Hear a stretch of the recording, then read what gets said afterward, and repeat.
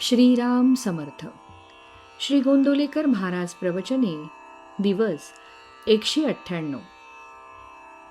गुरु आज्ञा पालनाशिवाय दुसरे कर्तव्यच उरले नाही. परमात्म्याकडे जाण्याचे अनेक मार्ग आहेत. आपल्या गुरूंनी जो राजमार्ग दाखवला त्यानेच जावे. मध्येच दुसरा मार्ग घेतला तर पल्ला कधीच गाठायचा नाही. एका वैद्याचे औषध सोडून दुसऱ्याचे घेतले तर पहिल्या वैद्याची जबाबदारी संपली. तरीही मी माझ्या माणसाला सोडित नाही ही गोष्ट निराळी. ज्या दिवशी मी तुम्हाला अनुग्रह देऊन आपला म्हटले त्या दिवशीच सर्व प्रापंचिक आणि पारमार्थिक जबाबदारी गुरुवर सोपवून तुम्ही मोकळे झाला. गुरु आज्ञा पालनाशिवाय तुम्हाला दुसरे कर्तव्यच उरले नाही. पण तुम्हाला असे वाटते कुठे? विष हे आमटीत घातले काय किंवा भाजीत घातले काय, दोन्ही त्याज्यच. त्याप्रमाणे अभिमान व्यवहारात असला काय किंवा पारमार्थिक साधनात असला काय, दोन्ही त्याज्यच. मी कोण हे आधी जाणले पाहिजे. परमात्मा कोण ते मग आपोआपच कळते. दोघांचेही स्वरूप एकच आहे, म्हणजे दोघेही एकच आहेत.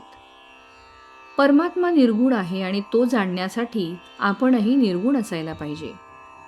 म्हणून आपण देहबुद्धी सोडली पाहिजे. कोणतीही गोष्ट आपण जाणतो म्हणजे आपल्याला त्या वस्तूशी तदाकार व्हावे लागते. त्याखेरीज जाणणेच होत नाही. म्हणून परमात्म्याला जाणण्यासाठी आपणही नको का परमात्मा स्वरूपायला? यालाच साधू होऊन साधूस ओळखणे किंवा शिवो भूत्वा शिवम यजेत असे म्हणतात. आता कोणत्याही वस्तूचा आकार आपल्याला प्राप्त होण्यासाठी आपल्याजवळ तत्सदृश असे संस्कार पाहिजेत. ते संस्कार त्या वस्तूच्या आघाताने प्रत्याघात रूपाने उद्भूत होतात. नंतर ते वस्तूचे ज्ञान होते.